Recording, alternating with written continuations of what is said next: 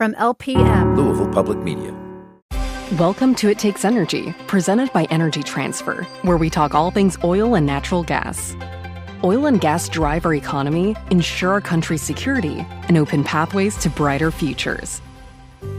The U.S. produces 13 million barrels of crude oil every day, enough to fill 800 Olympic swimming pools.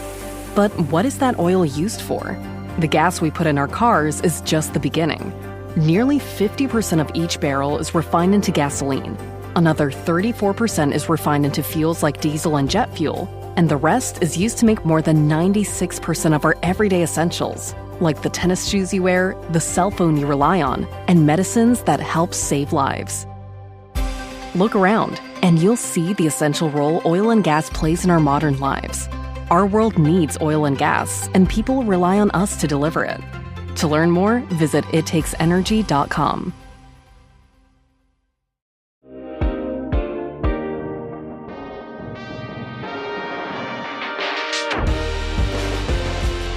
Welcome to On Track. I'm Aisha Jaffer. In recent months, our region has faced it all. Flash floods, tornadoes, even chemical incidents and explosions. Emergencies like these can be sudden and devastating. So today we're asking, how can we be better prepared? What does it take to stay safe and ready when disaster strikes? Joining us is Jody Meiman, Executive Director of Louisville Metro Emergency Services. His department oversees EMS, the city's 911 operations through MetroSafe, 311, emergency management, and special events. Jody has spent more than 30 years in emergency response here in Louisville. He's a retired battalion chief with Louisville Fire and Rescue, and he is a certified EMT leading on-scene responses to hazardous materials and rescue incidents. Jody, thanks for being here on Track. Thanks for having me. Also with us is Amber Youngblood, the Regional Director of Communications for the American Red Cross in Kentucky. She leads internal and external communications, media relations, and disaster public affairs across counties in Kentucky, Southern Indiana, and Illinois. With over 20 years of experience in public relations and crisis communication, Amber has supported emergency response efforts at both the state and national level. Amber, thanks for joining us. Thank you for having me. So this is really a question for both of you. Have you felt there's been a general uptake in natural disasters lately, or just general emergencies? Are you busier than ever before, or is this kind of the norm? You know, for us at the Red Cross, it definitely has seen an uptick, not just in the common almost every month anymore, but also the severity of the disaster is much more intense. So on average, with the American Red Cross, we are responding to a disaster every 15 days. It used to be every 30 to 45 days nationally. And as you can tell here in Kentucky, we've had back-to-back flooding disasters just in the past 2 months. Mm-hmm. How about you, Jody? Yeah, so I mean, you know, over many years, I mean, it comes and goes. I mean, you know, they always say things come in threes, but it does seem that we're seeing weather track more towards the east than it has, you know, go back 20, 25 years. But, you know, the other disasters that happen around, you know, that are just accidental disasters or man-made disasters, I mean, you just never know when they're coming. They could come on top of each other. So, you know, you've got to be ready for anything. Right. So, well, then let's just start off with some basics. What are some essential supplies you think every household should have on hand to be prepared, just like in general, for general emergency?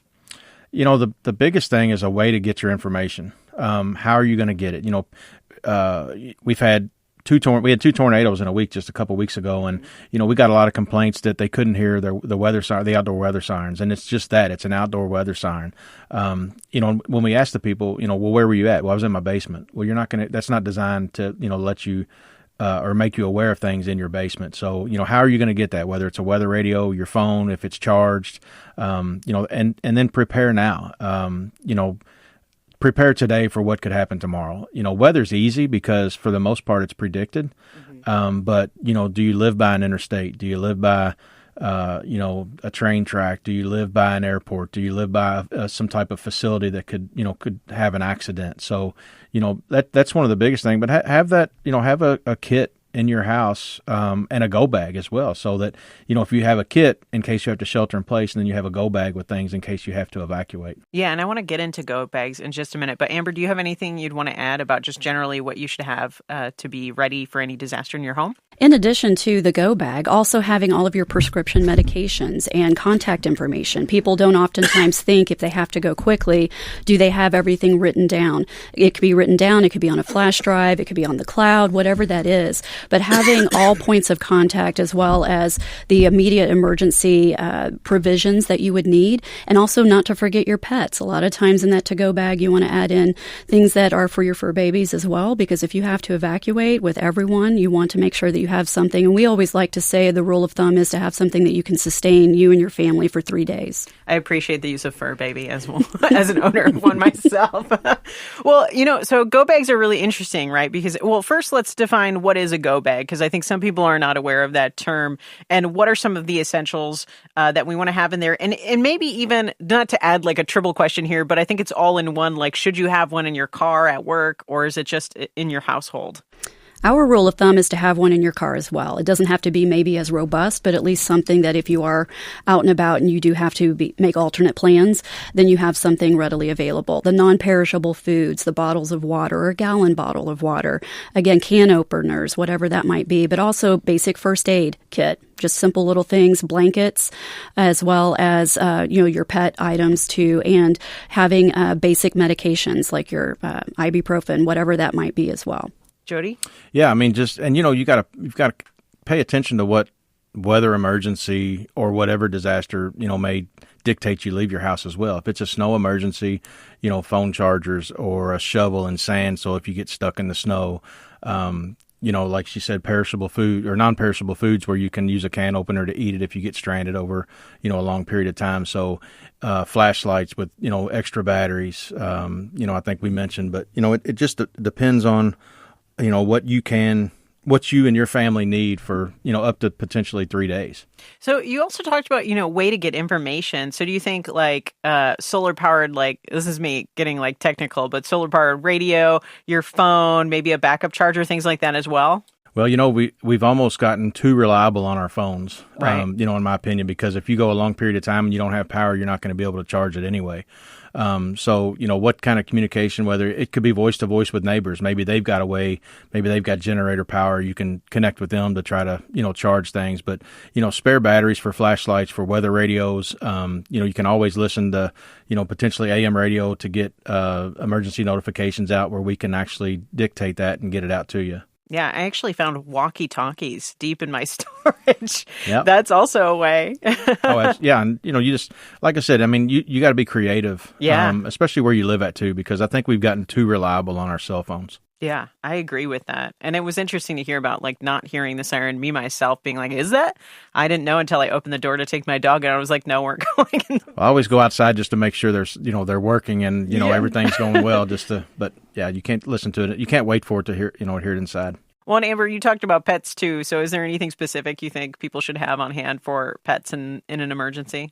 Again, the leash, the collar, whatever that might be, the food, water for them as well, in addition to what you're going to need for your family as well, are things that you want to do. If there's toys, anything that can help with anxiety, and that applies with children too. Mm-hmm. So anything that's going to provide some comfort in an uncertain time are things that you want to consider as well, adding to your to-go kit. Yeah, I think that's fair. Well, beyond survival items too, are there any like important documents or even some cash that we should include? And if so, what kind of things are most helpful to have ready? Cash is always good in case, the network's down of some kind of where you may have to, purchase something. But, little things like memorizing your family's phone numbers, because we've learned in disasters that, people, again, I mentioned earlier about relying on your phone. People say, call mom, call dad. They don't know their phone numbers. So right. If you've got to borrow somebody else's phone to call somebody and make sure that, or let them know that you're safe, that could be challenging if you don't remember if you don't memorize I'm like a Rain Man when it comes to phone numbers. I always remember them, but that's something as simple as that. But, just again, preparing today is the biggest thing. And I think we're more of a reactive society, and we want to wait until the disaster happens. And then, hey, what should I do to protect myself? And you could forget a lot of steps and, when you have to do that. Yeah. What about, go ahead. Well, I was going to say in a heightened situation, right, when you're not thinking very clearly because you're in that moment, the heightened awareness of a situation, and you're not thinking of all the steps that you might need. I would also, go step like not just the contact list for your friends and family, but also your general practitioner. If something happens and you need to have that kind of contact information, but also your medications, writing those down, having that ready to go. Because if you have to leave and you forget to grab that prescription and you're put in an emergency emergency shelter or you're miles and miles away, knowing what that was and the dosage levels and things of that nature is also very important to have. So that would be in the realm of documents as well. Any other documents or things that we would need in a disaster? I mean, you could always put, copies of, birth certificates or, just in case, God forbid there's a tornado and you lose that stuff. Right. If you're able to evacuate and you're able to get out, it could have blown out of your house or, there were documents all over Western Kentucky from, cities that went through that back in 2021. Right. So, having those locked up in a place, maybe if you don't even take them with you, but, put them in a safe where they're safe. Yeah. In a situation like that. Yeah. Well, in those tornadoes, there were some power outages in the area. Do you recommend a backup generator, or are there other tools that could be considered in this situation? Backup generators are good, but they're expensive. And some people can't afford that. Yeah. If you do have it, make sure you connect it properly. Have a licensed electrician come in and connect that. But, you can also, a lot of people use portable generators to just power their refrigerators or power certain parts of their house. And you want to make sure that you don't put those by windows. You don't ever want to put them in your garage, inside your house. And I say that because people have done it. And we've lost lives because people have done it. So, if you do use generators, they're always recommended, but, you just got to use them properly. So, like you said, like we've talked about, we have a few tornadoes that passed through the Kentuckiana area recently. And of course, we're in the middle of peak tornado season. A lot of homes in Louisville are older, mine included, and many of us have cellars or basements that, frankly, we're just not so eager to go into because they're musty and full of cave crickets. Not exactly inviting, but I know I'd go down there if I had to. But for folks who don't have a basement or just can't safely get to one, what are the best options for sheltering during a tornado? Sheltering in place, if you find something, a bathroom, sitting in the bathtub, putting blankets over you is an option. Also, if there's a hallway that doesn't have windows around it, we've even seen people take couches and put over and then they crawl under it and place it in the hallway if they have enough time to do that. But again, it's finding a central point within a home that doesn't have the windows and just trying to cover up as best as you can. I heard a story once of some people who did sleep in the bathtub and they put the mattress over and they survived, their entire house gone except for them, it's pretty, these are pretty unpredictable things. So we have to be prepared to think about where we would have to be.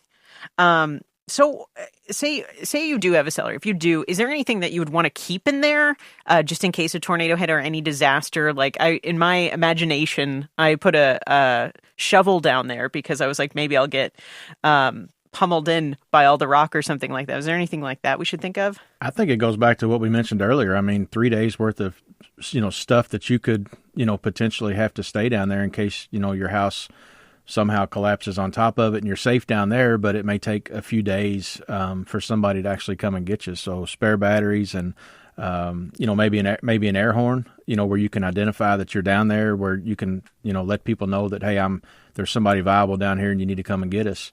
But just ways to communicate with the outside. And then, once you put it down there, you don't forget about it. When we change our smoke detectors, when we do certain things through the year, change those batteries, put new batteries down there, check the dates on the food that you have down there. So, but just anything that you may need, it could be a book, to keep a child entertained, or a game to keep a child entertained where that, you're going to calm them down, in a situation where they're going to be very scared.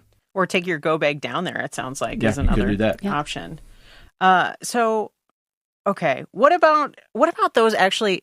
I've thought about this. I've wondered this myself. What about those who are in dorms or hotel rooms or high rises? What should they be aware of in this situation, where to go? Because I have heard stories of people who are just not informed, but they hear the sirens and they're just not sure where to be.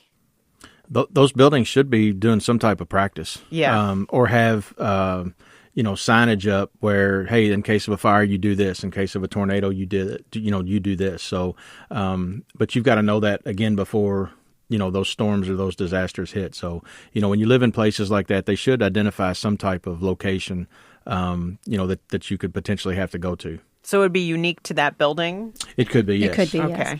And it's good, too, if you are on vacation somewhere, to just be thinking ahead of where are those exit plans? What are those plans in place? Is it going to the stairwell? Is it going to a central location? And thinking ahead as you go into these places that are your temporary housing on vacation or whatever the case might be. Yeah, and just being aware of what disasters could be in those regions, especially if you're traveling. I did live in New Zealand for a while as earthquakes, and so we made sure to know where that was, and you could feel it. So I noticed sitting in my basement watching the news that there were a lot of cars still out there on the road during these tornadoes. What can you do if you're stuck in your car in this natural disaster? Just find somewhere, that's safe. It's not good to be in a car, during a tornado, during a severe thunderstorm. So, if there's a public building that you could potentially get into before the storm hits, we'd advise of that, to get somewhere back in a building to where you don't get injured. But like I said, it's not a good place to be, and a lot of people chance it. Like you said, there was a lot of people on the roads during those. The last set of storms we had, I think there was a lot of that. Most people really took it seriously, just because of what media and the meteorologists were saying. But we've also had some storms that have kind of kicked us that weren't predicted. So everybody's, like I said, the cell phones are good and they've got radar, so pay attention to that. And when you see nasty clouds in the sky, pay attention and see what could be coming. Amber, anything you want to add? Definitely don't chance it, and definitely do pay attention to the warnings, the sirens that are going off. Download emergency apps, whether that's through a media entity or emergency management or even the Red Cross, so that way you're getting those notifications in real time and to seek shelter, not to try and chance it. Well, we'll be back in a minute. You're listening to On Track with Louisville Public Media. Welcome to It Takes Energy, presented by Energy Transfer, where we talk all things oil and natural gas. Oil and gas drive our economy, ensure our country's security, and open pathways to brighter futures. The U.S. produces 13 million barrels of crude oil every day, enough to fill 800 Olympic swimming pools. But what is that oil used for? The gas we put in our cars is just the beginning. Nearly 50% of each barrel is refined into gasoline. Another 34% is refined into fuels like diesel and jet fuel. And the rest is used to make more than 96% of our everyday essentials, like the tennis shoes you wear, the cell phone you rely on, and medicines that help save lives. Look around, and you'll see the essential role oil and gas plays in our modern lives. Our world needs oil and gas, and people rely on us to deliver it. To learn more, visit ittakes.energy.com. You're back on track. I'm Aisha Jaffer, and we are talking about preparing for natural disasters, how to be prepared with Jody Meiman, Executive Director of Louisville Metro Emergency Services, and Amber Youngblood, Regional Director of Communications for the American Red Cross in Kentucky. So like we talked about, we've recently had immense flooding all across the state of Kentucky. Is there anything people can do to prepare themselves and their homes for flooding, especially if they're in a designated flood zone? People have sump pumps in their basements. Make sure that they work. Have an alternative in case your power goes out or in case it fails. We had a member of our staff where their sump pump just couldn't keep up. The water was coming in so fast. So, have an alternative. Pay attention to your small leaks. If you have them during, the normal rains that we have throughout the year, and know that, hey, it could get, a lot worse if it, if we get a lot more rain. We were very lucky in Jefferson County. And I credit our Metropolitan Sewer District because of the work they've done over the years since 97. We had billions of gallons of water sitting in retention basins that they built. And had they not done that, we would have been in the same, case that a lot of these other counties were. So, we did have a lot of people that had problems, but we were very lucky as a county. Amber? Yeah, that was not the case in a lot of other counties. The Red Cross is helping 70 counties right now across the state of Kentucky with these April floods.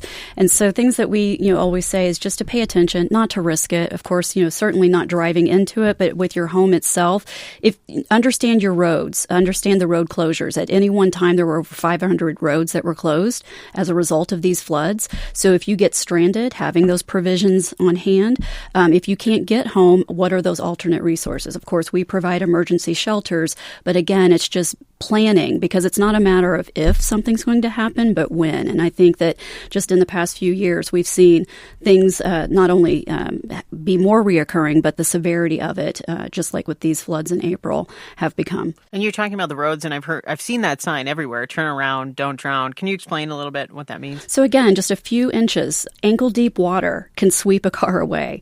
And so why risk it? Again, just get out of that situation. And I know a lot of people think that it's not going to happen to them. Even if they're in a truck, it can still be swept away. And we cannot stress that enough. And unfortunately, there were results of casualties with this one, as well as the one in eastern Kentucky back in February. Wow. Yeah. It's wild to think that's just a few inches. Well, you know why we keep having to say it? Yeah. Because people keep doing it. Yes. It's like every label you see, like, really? Yeah, but it's true. So please pay attention to that. Is there a point in which people should plan to evacuate to higher ground in a flood as well? One, know where you live at. You mentioned floodplains earlier, so know exactly where you live at, and pay attention to the small rains and how it affects around your house or around your area to see. And the people that live along the Ohio River, for the most part, they know at certain levels when it's going to affect their their buildings and their property at certain levels. But this one that happened over the last couple of weeks, there's a lot of people that wasn't alive in '97, so they don't know. They didn't know how it was going to affect them. So we did have to do some things and help people get out. And, LG&E turned some power off to some buildings, and we had to do, more welfare checks than we probably did back in 2018. Right. So more knowledge. Know where you are. Know where you are. And then also, are there some notable designated places to go to higher ground? Well, it just depends. The biggest thing we try to influence people is, know your family and your friends who are in a safe spot that, that you can go to in case. There's some people that try to ride it out. They've got a plan. Again, they've been through this before. But we will set up shelters. We'll work with the Red Cross, to set up shelters if it looks like that case is specifically going to be needed in Jefferson County. And I know Kentucky, moving on to another disaster, is in spring, so we're in wildfire season. What steps can people take to prepare for and protect their homes in potential wildfires? And is this a common problem here in Kentucky?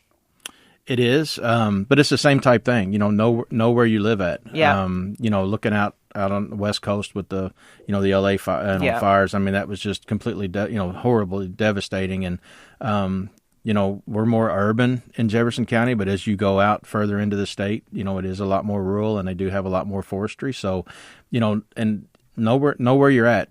Pay attention to the alerts that you may get. The Forestry Division puts out those alerts if they have things going on. The State Emergency Management puts things out.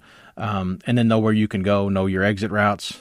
Because, if you get a wildfire with the specific winds, I mean, there's sometimes you can't outrun it. Amber? That's true. I mean, we encounter that more in eastern Kentucky. Mm-hmm. So it's again, knowing the surroundings, knowing your escape routes, not just, from the roads as well, but where can you go safely that is within so many miles away. And I know home fires are also a major concern here in Kentucky. And I know, Amber, the Red Cross puts a big emphasis on fire safety, including offering free smoke alarm installations. Why is that such a key focus in our state, and how can people sign up for that kind of support? So something that we noticed as the American Red Cross about 10 years ago is that we basically lose a life every 7 minutes. Mm-hmm. Someone dies in a house fire. In Kentucky, we respond to about 1,200 home fires every single year. Most of them are in the more urban areas like Louisville and Lexington.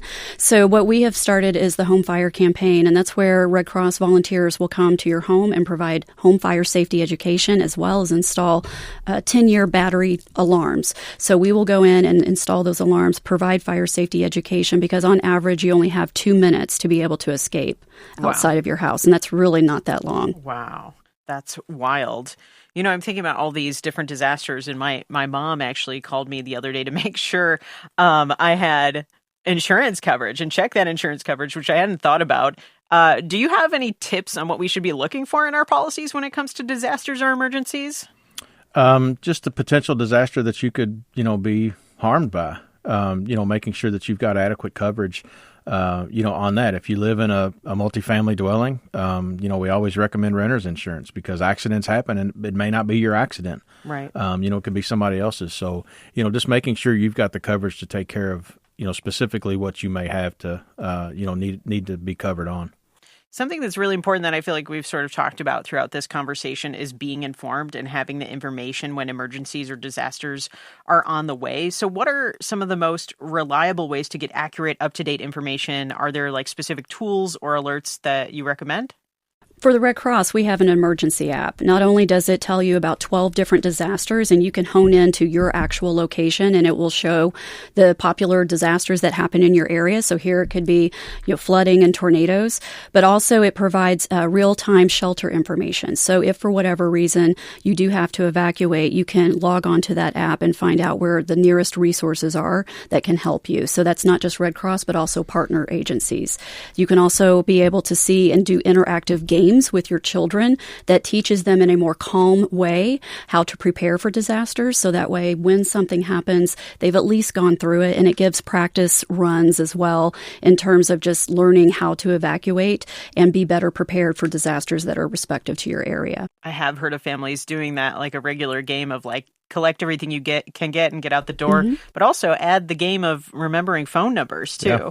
Jody, are there any other resources you would add? Yeah, so we have what's called Lens Alert, the Louisville Emergency Notification System. So you can text Lens Alert to 67283, or you can go to louisvilleky.gov and actually sign up for that. And you can choose the type of emergencies that you want to be alerted on. It could be a traffic emergency, a hazardous materials emergency, weather emergencies. You can choose what you'd like to be notified on.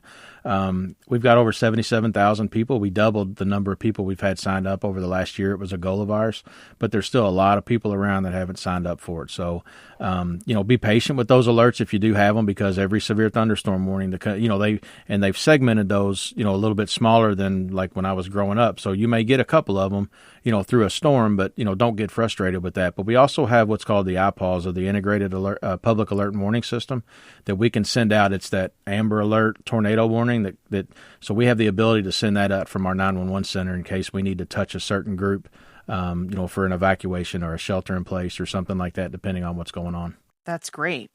That's great to know. How do people sign up for that? You're automatically in that with your cell phone. So that's something that, people don't turn off. We ask that they don't turn off. There is a deep dive thing that they can do, but we ask them not to do that, because that's our way of knowing that we can get to you if we have to. Okay, great. Well, and then I'm thinking about, there have been so many disasters we've talked about.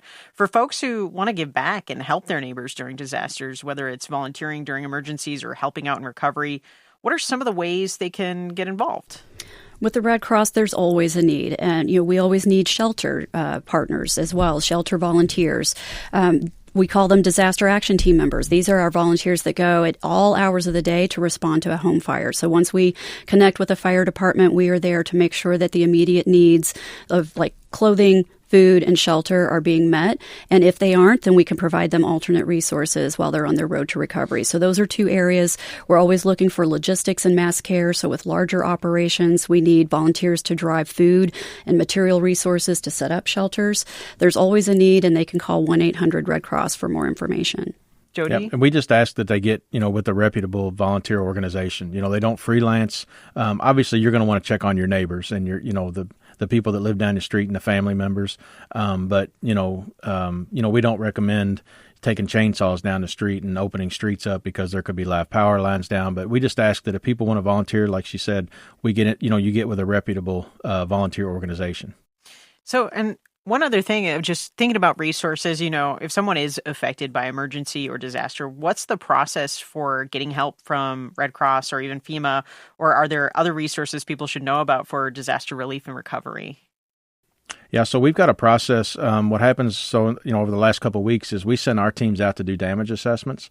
Obviously, if we have an immediate need, we call the Red Cross, and that they take care of the people who are having the problems, immediately.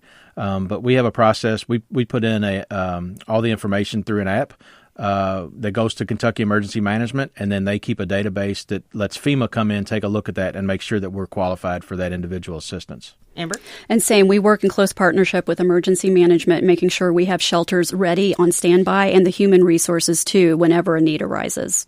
Amber, Jody, thanks so much for being here on Track. Thank you for having us. Thank you. Jody Meiman is the Executive Director of Louisville Metro Emergency Services. He's a retired battalion chief and certified EMT with over 30 years in emergency response. And Amber Youngblood is the Regional Director of Communications for the American Red Cross in Kentucky with more than 20 years of experience in crisis communication and disaster response across the region.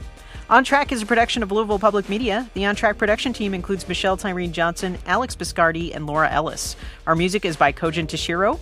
And if you're just tuning in and you want to hear the full show, you can find it now at LouisvilleOnTrack.org or in your favorite podcast app. And let's continue the conversation. Is there something you want to hear about, something that matters to your Kentuckiana experience? Let us know by sending us a text or giving us a call at 502-814-TALK or send an email to ontrack@lpm.org. I'm Aisha Jaffer, and remember, when alerts start to show, be ready, steady, and go. Until next time, you're on track with Louisville Public Media.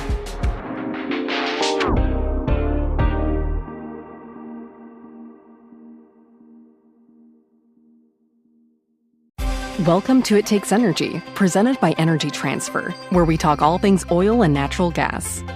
Oil and gas drive our economy, ensure our country's security, and open pathways to brighter futures. The U.S. produces 13 million barrels of crude oil every day, enough to fill 800 Olympic swimming pools. But what is that oil used for? The gas we put in our cars is just the beginning. Nearly 50% of each barrel is refined into gasoline. Another 34% is refined into fuels like diesel and jet fuel, and the rest is used to make more than 96% of our everyday essentials, like the tennis shoes you wear, the cell phone you rely on, and medicines that help save lives. Look around, and you'll see the essential role oil and gas plays in our modern lives. Our world needs oil and gas, and people rely on us to deliver it. To learn more, visit ittakes.energy.com.